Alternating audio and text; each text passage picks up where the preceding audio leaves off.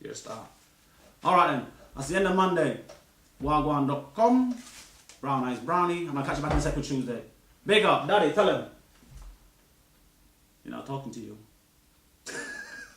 Catch you soon. Wha-gwarn.com. Hello, welcome back to Wha-gwarn. Daddy's still there. We start off with the Daily Express. It's Tuesday. Wha-gwarn.com. Brown Eyes Brownie. You know the rules. This is the 7th of April. Oh, yeah. We fork out for MPs' food. Taxpayers even subsidise their tea just 30p a cup. What they're saying is that them are going to buy their own food in the dance. They're telling you you can make it. They're telling you, well, inflation's going like this, so we're going to give you this percentage in pay rise. But really, them aren't even paying for tea bag. Them aren't even paying for sugar. Them aren't getting discount on everything. It's terrible. It's terrible.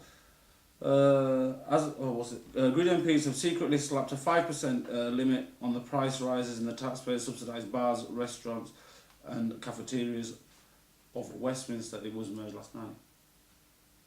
So they've banned their place from putting a price rise on it. We're going to pay for it. They're saying here it could cost us £5 million a year for them man's things. Taxpayers will be forced to pay an extra £5 million a year to bankroll the executive food and drink. This means hundreds of peers and MPs can carry on guzzling lavish food and alcohol at a fraction of the cost outside Westminster. Them man living large, as I said before. Them man living large. Them man, we have it out at work and see how good we feel. This one here. We're still inside the Daily Express, and it's UK will take 10 years to recover from recession. This is what them man are saying. Britain will soon be worse off than the Labour ministers had to go cap in hand to the IMF in 1970s. Cap in hand, you had to go to another bank, so what did you sell? You put the you must have paid the money back somehow. It goes with tax rises. You have to go back to them, man. And now they're saying, next bank saying, and Royal Bank of Scotland predicted it would take a decade for the UK's finances to recover from the ravages of the recession. Well, there you go, 10 years. It seems like everyone's going to be born in a recession. Well, there you go. Them man saw it coming. Remember, there was that whistleblower before a few weeks ago who said that he tried to warn them man want to listen a rah. Because it's not their money, it's your money. This is your money they're playing with. They said it's going to take 10 years for your money to go there, so all your money what shouldn't have been going there. If they man mash it up, you could be spent on your own people, but because you mash it up, now you've got to give money to them. But you've got money to give to them, but before that, you have no money to give to us. Easy done. You play the game. It's big things. You know what? This one thing here, what got my mind going. And people will email me as you do, cost me the another piece, as you do. Well, it don't matter. This is what it's saying. Schindler's List found. I know a list of Jews saved from the gas chambers by Oskar Schindler, which inspired the novel award-winning film, has been found in an Austrian library. So, there you go. All the history is being found there, people were saved. You know what I'm saying? One man doing a big thing. If he got caught, remember this, back in them times there, it was for the rules were, these people, you tell these people, you dead. But he brought them rules, because he knew what righteousness was. And he knew people are people and love is love. That's what I'm saying. So, big up to Schindler. For the people he helped as well, big up. He risked a lot of things. So what I'm saying is this now. This clock here, what they're saying is, Nazi clock may have called time on Hitler's final hours. A gilded bronze clock, which could have ticked away in Adolf Hitler's last hours in his bunker, has turned up in an antique shop. So what they're trying to say is, this clock here, I don't know if you can see it too top, I'll try to move it a bit closer. This clock here with the eagle on top here, because you see that enough of them government ministers' things, and especially in America, they always have some kind of ornament on the desk with the eagle there. I don't know why there is the same symbol, or what this symbol means, because Hitler had it round it. And that man's using it. That's why I know Wha-gwarn. Alright, so we move. Joe! Start for the song, we're going to speed this up now. It's got nothing to do with me. Well, you know it's a feature. It's got nothing to do with me. You imagine that. You'll get a phone call now, or Beastman turn up at your yard, Babylon man on your door, knocking on your door. All them ones there, sorry about the libation. All them ones there, man's knocking down your door now. You know, he's mashing down your door. All got muddy boots on, ready to walk in your yard. Mash up your carpet. Mash it up. I don't care what you advertise on TV. They will put that grit all in your carpet and you can't get that out. They are in there on business. Right. So, when they're busting on your door now, this parent here has replied in some manner, shape or form to do with something with the question of her children. It's got nothing to do with me. Boy! I tell you this now. Them wickedness there now, I could never perform them wickedness. But if Beastman ever knock on my door like that with the intentions of dragging me away, my mum would never say that. It's got nothing to do with me. Anything I do has got everything to do with her. You know this already. Man out there, I don't care who you are. Unless you want to people who don't touch your mum or rah, you know your mum's in your life for time. Especially when you're the youngest. Your mum's in your life for time. Everything in your life, your mum has got something to do with. Try it. You know this. Your mum's in your life forever. Ever, ever, ever. So, them lyric there, we're going to touch on them things there. So, we move through. Page 3. Devil Brothers, it's what they call them on this one. Torture Boys quiz over series of attacks. The Devil Brothers, I don't know why they call that's a serious name, accused of torturing a lad to within an inch of his life.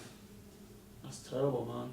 He's been involved in a series of alleged attacks just 1 week before. So, well, we're going to look into that and investigate that. So, this is what I want to get to. Celebrating Englishness does not mean you are BMP. This is from the Archbishop of York, John Sentamu. This man here. English is back on the agenda. One of the consequences of recent attacks by so-called homegrown terrorists has been to ask what it means to be British. Well, to me, if you are, I don't know what it means to them, but being British to me means that you live here in England and you try to become a valuable member of the society, or at least help in the society, or don't become a hindrance to the society. That's what it means. I don't know what it means, I don't know. Because if you're going to tell me to wave the flag, well, I ain't going to be up there jumping up with no flag. I tell you straight, you should walk with love in your heart. I ain't going to push the flag until you say join under no flag. I'm going to tell you straight, you should be joining the community and love of people. So I don't know. What these men are saying, can there be an identity we can all share, flexible enough to recognise the new aspects of English while remaining ethnic enough and proud to recognise English history? Well, it was called British, isn't it? What's his problem then? As I said before, what is English? If you're going to class me as British and tell me that I should understand what English is, that means, in my eyes, English means that you're white and you're born and you're people from you. There you go, that's what it means to me. I don't know what it means to you, but if you're going to call me British and I say to you, why am I not English? And you tell me because you weren't born here, but I was born here. Well, the only thing you're coming on next is the colour, or where my ancestors come from. So to me, you have to be British, white, and thing, because you can tell a Polish man the same thing. You see two generational Polish man and you tell him straight, what are you? And he tells you he's British, you tell him straight he's English. No, you wouldn't tell him straight you're British because your mum or your granddad was from Poland. So, there you go. I don't know, but they don't have an answer. I don't know what to say. So we move on, leave them. I want to be next to Jade when I lie together. We can lie together forever. That's what he's saying. The boyfriend, Jack, that really wants to be buried next to Jade when he dies so the couple can lie together. That's a nice thing. That's a nice thing. And I want to give a special condolences. Whoa, I can't believe this. Fantastic rescuers were climbing through rubble with their bare hands last night, bid to research survivors of the devastating earthquake in Italy. So love and respect to Italy.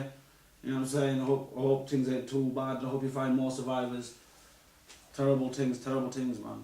You can't predict them things. Well, some people say you can with them Geiger counters and judging all that, but you know what I'm saying? Sometimes things just happen and devastation what it is, but condolences to the people then. Alright. Have we got anything else in there? I think I got one more. Yes, we have. Brand jive at Straw's son drug cop rap. Comic hits back on BBC Row. Cockney Russell Brand has sparked fresh controversy by saying Jack Straw's son took drugs because his dad is a warmonger. Whoa! That's a statement, boy. You're telling them, I don't know about that. I don't know. I'm not involved. It could have been worse. Could have called him a crackhead or a funny boy because of his father being a warmonger. I don't know. If his father is a warmonger, I don't know.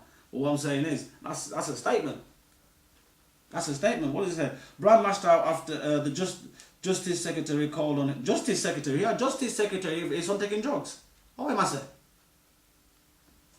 Oh, yes. You get Tony Blair, the peace envoy, and nothing rock can get dead from him. And then you put this man here as the Justice Secretary and him son take drug. Oh, Wha-gwarn. You know what? Whoa! It's a world we live in, boy. So here we go anyway. Justice Secretary called on him, Jonathan Ross, to pay the BBC's £150,000 fine for the Sashgate scandal. The comedian said for the former Foreign Secretary Jack Straw stump up for the war in Iraq. Yes, you should stump up for the war in Iraq. Yes, enough people dead in Iraq. Jack Straw, you stump up for that. As he said, he'll give you the 150 G's. Yeah, here you go, my man. The people in Iraq who you maimed, tortured, persecuted, and just thoroughly mash up, yeah, give them some red. Oh, you shut up now. You shut up now. You know what, Russell Brand, I ain't even a big fan of yours here, but you bust some good lyric there and I'll rate you for that. And I'm going to rate you for that. Wha-gwarn.com, Brown Eyes Brown. Russell Brand, big yourself up right now. We're back with Wednesdays. It's Wha-gwarn.com. It's Brown Eyes Brown. You know the rules. Wednesday, the 8th of April. The Daily Express. Alarming rise in skin cancer. Warning over binge tanning. Britain's sunbed generation is fueling skin cancer crisis by binge tanning. Health experts warned last night. Well, you know what I'm saying? Deadly form disease is now the most common cancer in women in their 20s. You know what I'm saying? Girls, got to look after yourselves. I know you want to get the golden brown. I know this. It's hot. It's getting warmer. It's bikini time. It's thong time. My father know this. He know this. He tell you straight. Thong on. Thong on.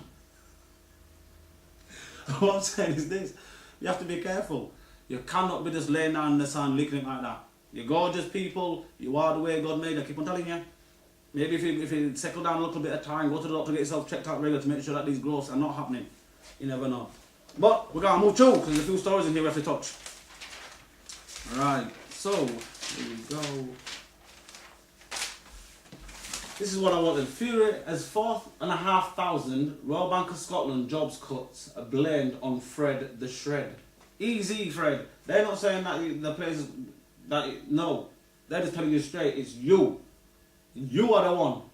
Royal Bank of Scotland workers were counting the cost of Sir Boss's Fred Goodwin's exercises last night as the group announced it was axing 9,000 more staff. The bank has already swallowed 20 billion of taxpayers' money cash in cuts and with a top of, to be on top of 2,700 already announced. Rah, boy, there's just a financial meltdown. But as you can take heed and know what you're saying. Things are grim and it's grim all over, and it's the finance and it's the recession. Everything's recession.